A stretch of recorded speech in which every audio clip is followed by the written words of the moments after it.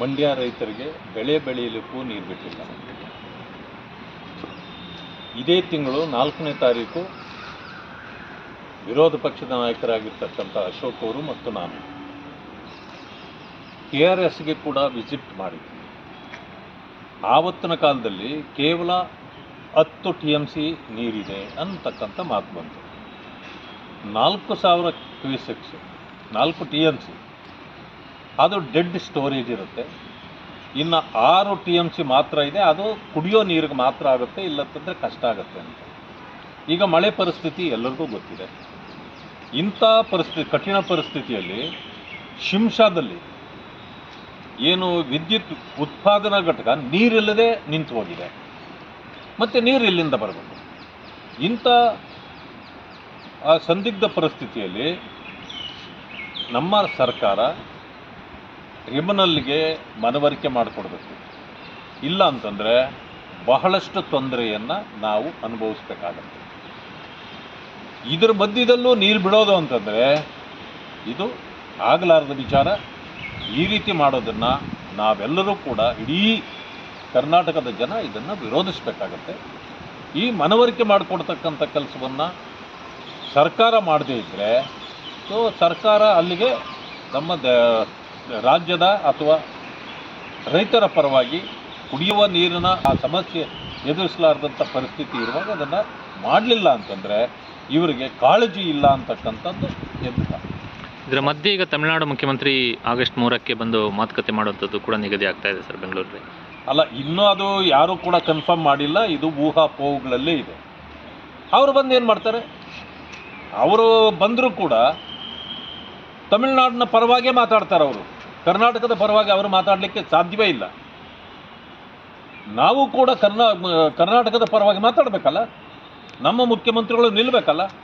ಮೇಕೆದಾಟಿನ ಸಮಸ್ಯೆ ಏನಾಯಿತು? ಮೇಕೆದಾಟು ಯಾರ ಪರ್ಮಿಷನ್ನು ಬೇಕಾಗಿಲ್ಲ, ಪ್ರಾರಂಭ ಮಾಡ್ಬೋದು ಅಂತ ಮಾಡಿದ್ರಲ್ಲ. ಇದೇ ಮಾನ್ಯ ಮುಖ್ಯಮಂತ್ರಿಗಳು ಅಂದಿನ ಕಾಲದಲ್ಲಿ KPCC ಅಧ್ಯಕ್ಷರಾಗಿದ್ದರು. ಇವರೇ ಸ್ವತಃ ಮೇಕೆದಾಟು ಪ್ರದೇಶದಿಂದ ಬೆಂಗಳೂರಿನವರೆಗೆ ಪಾದಯಾತ್ರೆ ಮಾಡಿದ್ರಲ್ಲ. ಏನಾಯಿತು? ನಮ್ಮ ನೀರು ನಮ್ಮ ಹಕ್ಕು ಏನಾಯಿತು? ಯಾಕೆ ಇವರು ಸರ್ಕಾರ ಬಂದು 3 ವರ್ಷ ಆದರೂ ಪ್ರಾರಂಭ ಯಾಕೆ ಮಾಡಿರಲಿಲ್ಲ ಇವರು? ಅಂದರೆ ಇದೊಂದು ರೀತಿಯ ಡೋಂಗಿತನ. ಇಂಥ ಡೋಂಗಿತನ ಜನರ ಮುಂದೆ ಪ್ರದರ್ಶನ ಮಾಡಬಾರ್ದು. ಅಧಿಕಾರಕ್ಕೆ ಬರಬೇಕು ಅಂತಂತಂದರೆ ಸುಳ್ಳುಗಳು ಹೇಳೇ ಬರಬೇಕಿಲ್ಲ, ಸತ್ಯ ಹೇಳಿರೂ ಬರ್ಬೋದು. ಸತ್ಯ ಹೇಳಲಿಕ್ಕೆ ಕಾಂಗ್ರೆಸ್ಗೆ ಗೊತ್ತಿಲ್ಲ. ಮೋಸ ವಂಚನೆ ಮಾಡಿಯೇ ಅಧಿಕಾರಕ್ಕೆ ಬರಬೇಕು ಅನ್ನೋದು ಅವ್ರ ಉದ್ದೇಶ ಇದೆ. ಇದನ್ನು ಜನ ಈಗಲಾದರೂ ಅರ್ಥ ಮಾಡ್ಕೊಂಡಿದ್ದಾರೆ ಅಂತ ನಾನು ತಿಳ್ಕೊತೀನಿ. ಸರ್, ಮೇಕೆದಾಟು ಯೋಜನೆಗೆ ಕೇಂದ್ರದಲ್ಲಿ ಹಾಕಿದಂಥ ಪ್ರಶ್ನೆಗೆ ಉತ್ತರ ಸಿಕ್ಕಿದೆ. ಯಾರ ಅನುಮತಿಯೂ ಬೇಕಿಲ್ಲ, ಅವಶ್ಯಕತೆ ಇಲ್ಲ ಅಂತ. ಈಗ ಕೇಂದ್ರ ಸರ್ಕಾರ ಹೇಳಿದೆಯಲ್ಲ, ಈಗ ಯಾರ ಅನುಮತಿಯೂ ಬೇಕಿಲ್ಲ ಅಂತಂತಂದರೆ ಹೊರ ರಾಜ್ಯಗಳ ಅನುಮತಿ ಬೇಕಾಗಿಲ್ಲ. ಆದರೆ ಟ್ರಿಬ್ಯುನಲ್ ಮುಂದೆ ಮತ್ತೆ ಹೋಗಲೇಬೇಕಲ್ಲ. ಟ್ರಿಬ್ಯುನಲ್ ಮುಂದೆ ಕ್ಲಿಯರೆನ್ಸ್ ತಗೊಂಡು ಬರಬೇಕು ಸರ್ಕಾರ. ಆದರೆ ನಾವು ಆಗ ಹೇಳಿದಾಗ ಇವರೇನು ಹೇಳಿದ್ರು? ಯಾರ ಪರ್ಮಿಷನ್ನು ಬೇಕಾಗಿಲ್ಲ, ಟ್ರಿಬ್ಯುನಲ್ಲು ಬೇಕಾಗಿಲ್ಲ, ನೀವು ಏನೋ ಗುದ್ದಲಿ ಪೂಜೆ ಮಾಡಿಬಿಡಿ ಅಂದರು. ಯಾಕೆ ನಿಮಗೆ ಗುದ್ದಲಿ ಸಿಗ್ತಾ ಇಲ್ವಾ? ಈಗ ಪೂಜೆ ಸಾಮಾನು ಸಿಗ್ತಾ ಇಲ್ವಾ? ಗುದ್ದಲಿ ಸಿಗ್ತಾ ಇಲ್ವಾ DK ಶಿವಕುಮಾರ್ ಅವ್ರಿಗೆ? ಈ ಜನ ಪ್ರಶ್ನೆ ಕೇಳ್ತಾರೆ, ಇದಕ್ಕೆಲ್ಲ ಉತ್ತರ ಕೊಡ್ಬೇಕಲ್ಲ ಅವರು. ಅದರಿಂದ ನೋಡೋಣ ಈ ಸದ್ಯ ಏನು ಮಾಡ್ತಾರೆ. ನಾಳೆಯಿಂದ ನಾನು ಕೂಡ ಮಾನ್ಯ ಮುಖ್ಯಮಂತ್ರಿಗಳ ಕ್ಷೇತ್ರದಿಂದಲೇ ನನ್ನ ಪ್ರವಾಸ ಕಾರ್ಯಕ್ರಮವನ್ನು ನಾನು ಹಮ್ಮಿಕೊಂಡಿದ್ದೇನೆ. ಎಲ್ಲೆಲ್ಲಿ ಮಳೆ ಆಗಿಲ್ವೋ ಅಲ್ಲಿ ಪರಿಸ್ಥಿತಿ ಏನಿದೆ, ಶಿಂಷಾದಲ್ಲಿ ಯಾಕೆ ನೀರು ಬರ್ತಾ ಇಲ್ಲ, ಯಾಕೆ ಇದು ವಿದ್ಯುತ್ ಘಟಕ ನಿಂತಿದೆ, ಹೀಗೆ ನಾನು ರಾಮನಗರ, ಮಂಡ್ಯ, ಚಾಮರಾಜನಗರ ಮತ್ತು ಮೈಸೂರು ಜಿಲ್ಲೆಗಳಲ್ಲಿ ಪ್ರವಾಸ ಕಾರ್ಯಕ್ರಮ ಮಾಡೋಣಿದ್ದೀನಿ. ಇಲ್ಲೆಲ್ಲವೂ ಕಡೆ ಪ್ರವಾಸ ಮಾಡಿ ಇರ್ತಕ್ಕಂಥ ಪರಿಸ್ಥಿತಿಯನ್ನು ಮಾನ್ಯ ಮುಖ್ಯಮಂತ್ರಿಗಳ ಗಮನಕ್ಕೂ ಕೊಡ್ತೇವೆ. ನಾವು ಕೂಡ ವರದಿಯನ್ನು ತಯಾರು ಮಾಡಿ ಕೇಂದ್ರ ಸರ್ಕಾರಕ್ಕೂ ಕೂಡ ತಲುಪಿಸ್ತೇವೆ. ಸರ್, ಅಧಿವೇಶನ ಕರೆದಿದ್ದಾರೆ ಸರ್. ಕೊನೆಗೂ ದಿನ 30 ಫಿಕ್ಸ್ ಆಗಿದೆ. ಒಂದೊಂದು ಕಡೆ ಸರ್ಕಾರ ಇನ್ನೂ ಕೂಡ ಸಚಿವ ಸಂಪುಟ ವಿಸ್ತರಣೆಯಲ್ಲೇ ಸರ್ಕಸ್ ಆಗ್ತಾ ಇದೆ. 13ನೇ ತಾರೀಕು ಸಂಪುಟ ಸಭೆ ಅಧಿವೇಶನ ಕರೆದಿದ್ದಾರೆ ಅಂತ ನಾನು ಕೂಡ ಕೇಳ್ಪಟ್ಟಿದ್ದೇನೆ. 27ರವರೆಗೆ, ಆಗಸ್ಟ್ 27ರವರೆಗೆ ಸುಮಾರು 10 ದಿನಗಳ ಕಾಲ. 10 ದಿನಗಳು ಏನೇನಕ್ಕೂ ಚರ್ಚೆಗೆ ಸಾಕಾಗೋದಿಲ್ಲ. ಆದರೂ ಕೂಡ ಯಾಕೆ ಅಂತಂತಂದರೆ ತಪ್ಪಿಸಿಕೊಂಡೇ ಹೋಗಬೇಕು ಅಂತೇಳಿ ಬೆಳಗಾವಿಯಲ್ಲಿ ಇದೇ ರೀತಿ ಸದನ ಕರೆದ್ರು 6-7 ದಿನದಲ್ಲೇ ಮುಗಿಸಿ ಓಡಿ ಹೋದರು.